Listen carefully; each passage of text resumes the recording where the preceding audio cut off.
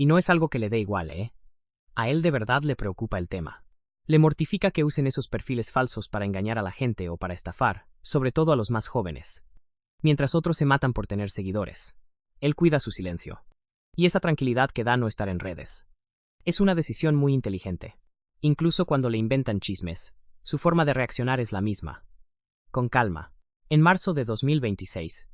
No faltó el mala leche que regó el rumor de que se había muerto o que estaba muy grave. ¡Qué barbaridad! La noticia corrió como pólvora, pero rapidito los medios serios en México salieron a desmentir todo. La verdad era mucho más simple. El señor estaba perfectamente bien, trabajando. Sin hacer dramas ni salir a dar explicaciones que no hacían falta. Y eso nos lleva a otra parte de su vida que pocos conocen, su lazo con Cuba. Porque aunque hizo toda su carrera aquí en México, nunca se olvidó de su tierra. En algunas entrevistas, como una que le hicieron en Univisión, ha hablado con mucha preocupación de cómo están las cosas allá en la isla. Pero no como político, sino como persona. Allá tiene familia y les echa la mano mandándoles ayuda económica. Y lo que puede. Un apoyo constante, aunque sea de lejos. Y no es algo que ande anunciando con bombo y platillo. Nada de campañas para la foto. Es ayuda de verdad, calladita. Y ese es, quizás, el punto final. Después de pasar años interpretando a hombres poderosos que lo arreglaban todo con dinero y autoridad, en la vida real, César Évora eligió un camino muy distinto. El de la presencia y la estabilidad. Mientras todos se peleaban por los reflectores, él buscó la tranquilidad. Y a lo mejor, justo ahí estaba el chiste de todo. Porque si lo pensamos bien, la cosa no es que tan grande era el personaje en la pantalla, sino esto otro. ¿Cuántos pueden, de verdad, bajarse del escenario y seguir siendo la misma persona en su casa? Platíquenme ustedes, ¿qué opinan? Y si les laten estas historias de la gente de a de veras, pues no se vayan, que aquí seguimos. Durante años, ver a César Évora en la televisión era ver al poder en persona. Hacendados, empresarios, hombres que no pedían permiso para nada. En la pantalla, esa vozarrón imponía un respeto bárbaro, y sus personajes movían el mundo a su antojo. Pero aquí es donde el cuento da un giro. Porque cuando se apagaban las cámaras y salía de los foros, su vida no tenía nada que ver con la de esos señores. Olvídense de lujos exagerados, de fiestas a cada rato, o de la necesidad de andar apantallando. Él tiene su casa en México y una vida tranquila, mucho más de lo que cualquiera se hubiera imaginado. La verdadera pregunta es, ¿cómo vive hoy ese hombre que nos hizo creer en el poder, pero que eligió no vivir rodeado de él? La respuesta no está en un estudio de grabación. Está en su refugio, su casa en San Ángel, una de esas colonias antiguas, señoriales, y con una paz increíble al sur de la Ciudad de México. La casa de César Évora no es para impresionar a nadie, sino para sentirse en casa. Y es que San Ángel es famoso por su arquitectura colonial, por su ambiente de artistas y por esa vibra cultural que la hace tan diferente al resto de la capital. Y es justo ahí donde uno empieza a entender todo. Porque esta no es una casa hecha para la foto, es una casa hecha para quedarse. No más al entrar, los materiales te hablan. Los pisos son de roble y caoba, pero no cualquiera. Están ensamblados con esa técnica de antes, de maderas que encajan perfecto y que te dan una sensación de solidez de la buena, de la que dura. Las puertas, de madera oscura, tienen una presencia que impone. Y las ventanas, con esos vitrales de plomo, dejan pasar la luz de una manera muy suavecita, creando un ambiente acogedor, donde parece que cada objeto tiene su propia historia. Aquí nada está puesto nomás porque sí. Todo tiene su razón de ser. La sala principal tiene una elegancia que no hace ruido. Y en el centro, una chimenea de gas cubierta con unos azulejos españoles muy particulares. No es de esas que gritan, mírame, pero se roba la atención. Y desde ahí, unas puertas francesas se abren a una terraza privada que te cambia el aire por completo. Y aquí vemos otra vez el contraste. En la tele, era el hombre que lo controlaba todo. Aquí, el control es de otro tipo. Es el sonido del agua de un estanque con peces koi. Es el jardín cuidado con un esmero que se nota y la sombra de unos robles viejísimos que hacen que el tiempo como que vaya más despacio. No hay apuro, no hay presiones. Es un lugar que no te exige nada, pero te lo da todo. Y la cocina sigue esa misma idea. Es amplia y funcional.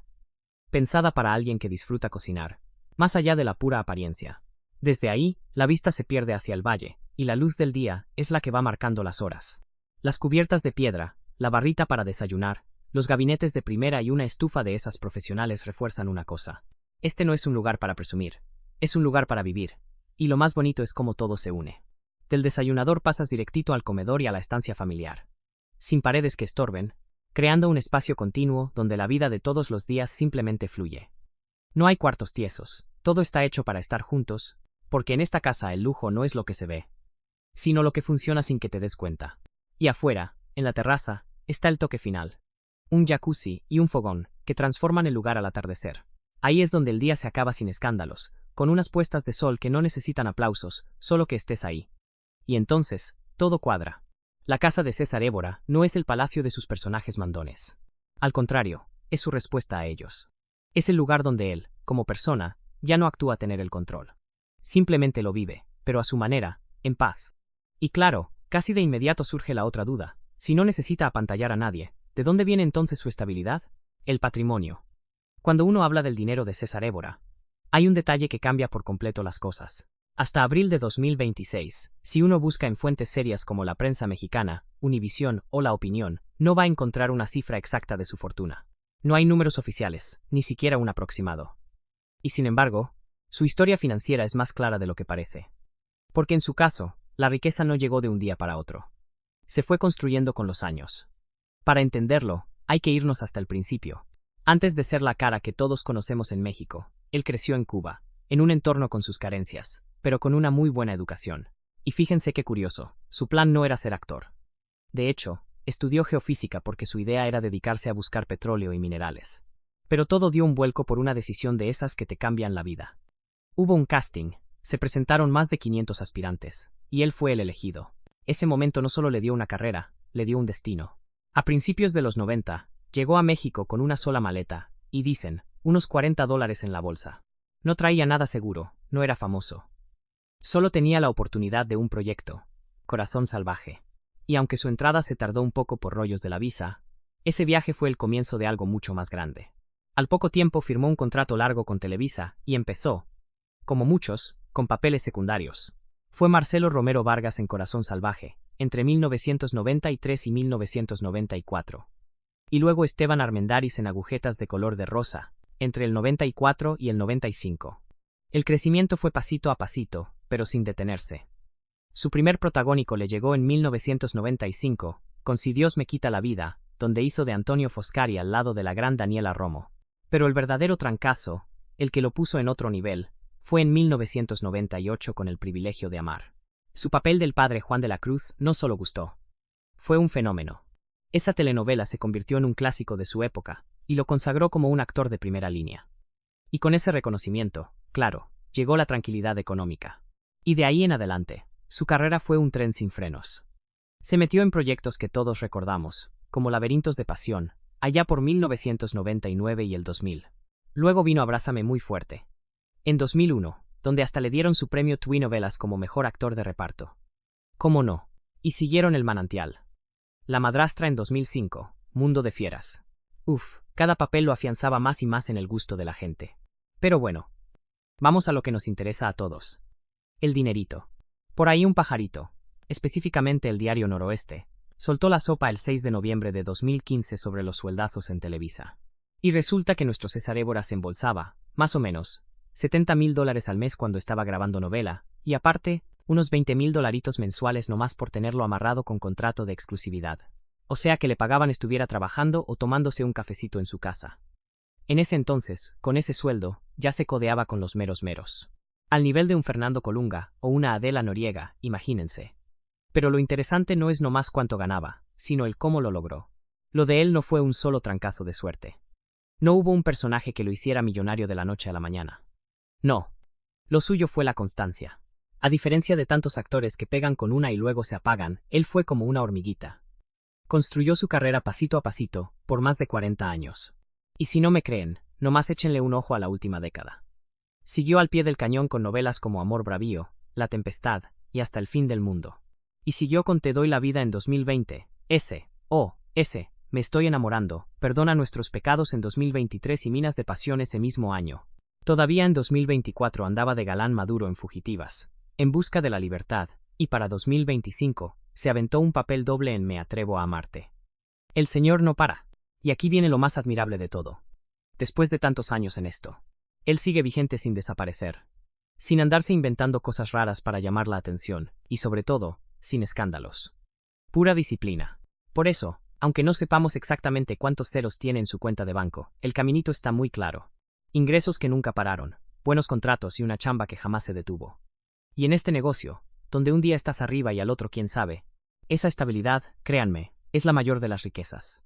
Porque la historia de César no es de dinero, es de algo que cuesta mucho más trabajo conseguir. Una vida entera construida sin hacer tanto aspaviento y sin perder el piso. Y es justo ahí donde entendemos cómo es él ahora, en su vida de hoy. A sus 66 años, lleva una vida que nada que ver con esos personajes de villanazo o de ricachón imponente que le veíamos en la tele. No anda presumiendo en todos lados. Ni se muere por salir en las revistas de moda. Su vida agarró otro rumbo. Un rumbo tranquilo, estable y enfocado en lo que de verdad importa. Y en el centro de todo, su familia. Desde 1992 está casado con Vivian Domínguez. Una relación de más de 30 años que no solo ha aguantado vara, sino que ha crecido con ellos. Hace poquito, por ahí de marzo de 2026. Le preguntaron sobre su matrimonio y lo explicó con una sencillez que ya quisieran muchos. Confianza total. Respeto. Hablar las cosas siempre, y eso que él llamó una energía de pareja que se mantiene prendida. Pero fíjense en este detalle, qué bonito. Él no dice que su esposa es su compañera. No. Dice que es su mano derecha y su mano izquierda. Y en una carrera como la de él, llena de besos de telenovela y abrazos con actrices guapísimas, esa tranquilidad en casa vale oro.